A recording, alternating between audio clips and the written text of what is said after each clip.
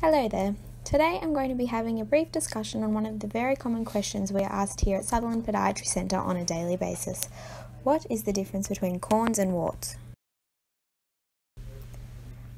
To the untrained eye, differentiating warts and corns can be quite difficult.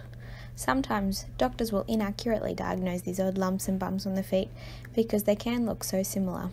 They often appear in the same areas and both can cause similar pain, so it is important to have them examined, precisely diagnosed, and efficiently treated for the best possible outcome. So, what is a corn and what is a wart? Corns are simply thick, hard skin that develops over time as a result of pressure. This hard skin creates a nucleus or core that penetrates inwards into the foot in a cone shape. This can press on superficial nerves of the feet, creating pain and severe discomfort. People describe this like walking on a stone. Corns do not magically disappear and require enucleation and debridement to remove them. They often come back in the same place if the same pressure is still there.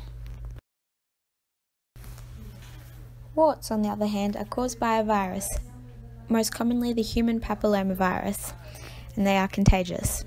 They are transmitted when people walk on communal surfaces, often in swimming pools and public showers. All you need is the tiniest scratch on your skin to allow for virus penetration.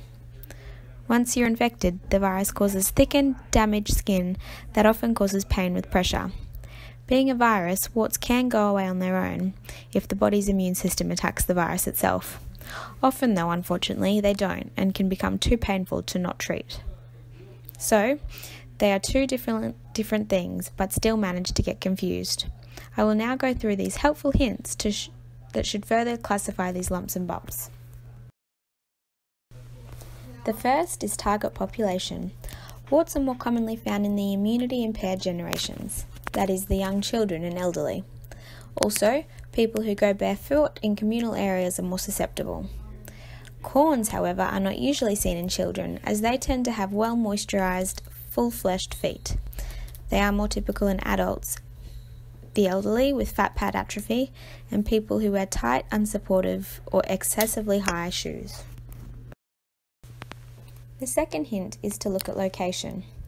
Corns are a result of pressure, so often appear in areas where there are more prominent bones. Often they will be on the top of the toes, in between the toes, or under the ball of the foot. The less fat you have on the ball of the foot, the more likely you will develop these corns. Warts can be found anywhere on the body, unlike corns which are foot-specific, but when on the feet, warts are most found on the heel, ball, or underside of the big toe, as it is easy to pick up the virus on these surfaces after walking barefoot. The next is appearance.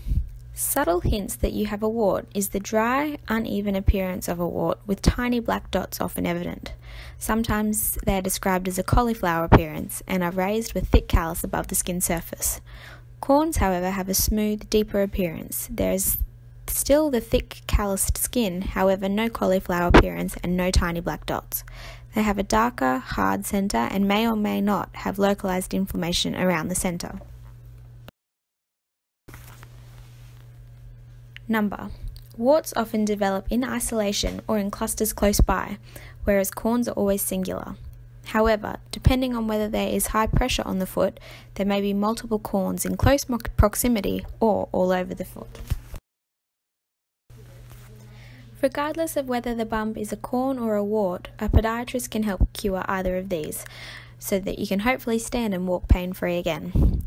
Treatment does differ between the two conditions, so it is vital that you know what you are treating, rather than just using the over-the-counter pharmacy modalities without an assessment first.